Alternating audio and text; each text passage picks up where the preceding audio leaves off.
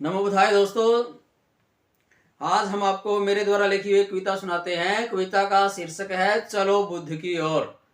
सुनिए।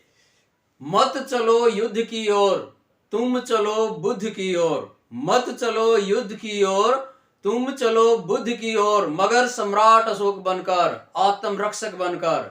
जिस तरह से सम्राट अशोक ने, महान सम्राट अशोक ने अपने विरोधियों को धूल चटाई थी, अपने विरोधियों को हराया था, अपने राजधर्म का पालन किया था और उसके बाद युद्ध हिंसा से या युद्ध से संन्यास ले लिया था, लेकिन आत्म रक्षक वो सदा बने रहे थे और उन्होंने बौद्ध धर्म की शिक्षाओं पर कार्य शुरू किया था या बौद्ध धर्म में वो चले गए थे। लेकिन फिर भी वो क्या थे, हथियार छोड़ने के बाद भी, यानी कि उन्होंने हथियार नहीं छोड़े थे, केवल आत्म रक्षक बन गए थे, किसी पर युद्ध न करने का निर्णय लिया था। तो इसीलिए मत चलो युद्ध की ओर, तुम चलो बुद्ध की ओर, मगर सम्राट अशोक बनकर, आत्म रक्षक बनकर।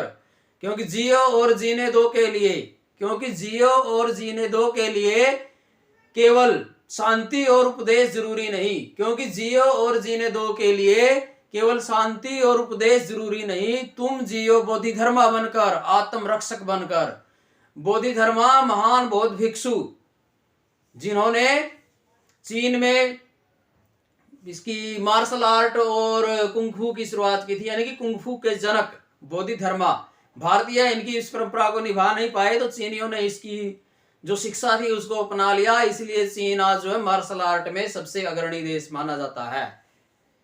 तो इसलिए कहता है क्योंकि जियो और जीने दो के लिए, क्योंकि जियो और जीने दो के लिए केवल शांति और उपदेश जरूरी नहीं, तुम जियो बोधि धर्मा बनकर, आत्म रक्षक बनकर, वरना एक बार फिर शांति और उपदेश से ही, वरना एक बार फिर शांति और उपदेश से ही मिटा दिए जाओगे, फिर तुम जियोगे भिखारी बनकर, गुलाम बनकर।